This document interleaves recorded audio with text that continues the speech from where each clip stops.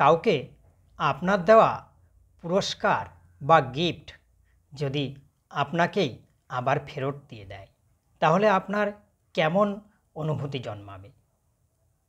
আসুন তাহলে একটু জেনে নিই।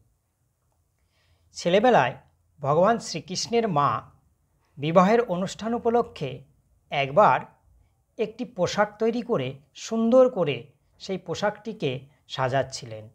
তখন ভগবান জিজ্ঞেস করলেন, মা, ওই পোশাকটিকে এত সুন্দর করে সাজানোর কি দরকার?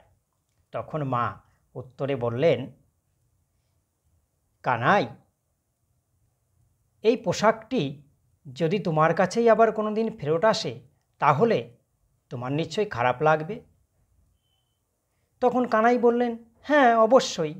তখন মা বললেন, যদি এই পোশাকটি সুন্দর করে সাজিয়ে তাকে উপহার দেওয়া হয়, তোমার শত চেষ্টার সত্ত্বেও সেই পোশাকটি যদি আবার তোমাকে ফেরত দেয়, তাহলে সেটা কি তোমার দোষ?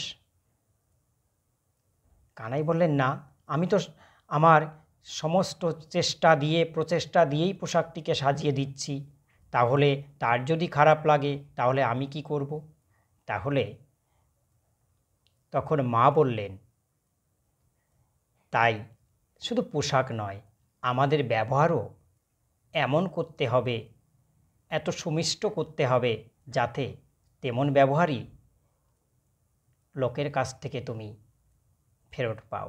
যদি তুমি খারাপ ব্যবহার করো, তাহলে সে তোমার সঙ্গে খারাপ ব্যবহার করবে, তখন স্বভাবতই তোমার সেটা খারাপ লাগবে।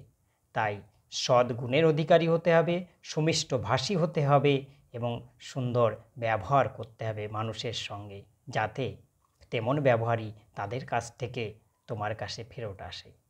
জয় শ্রীকৃষ্ণ। ভগবানের পাদপদ্মে সকলে মতি হোক।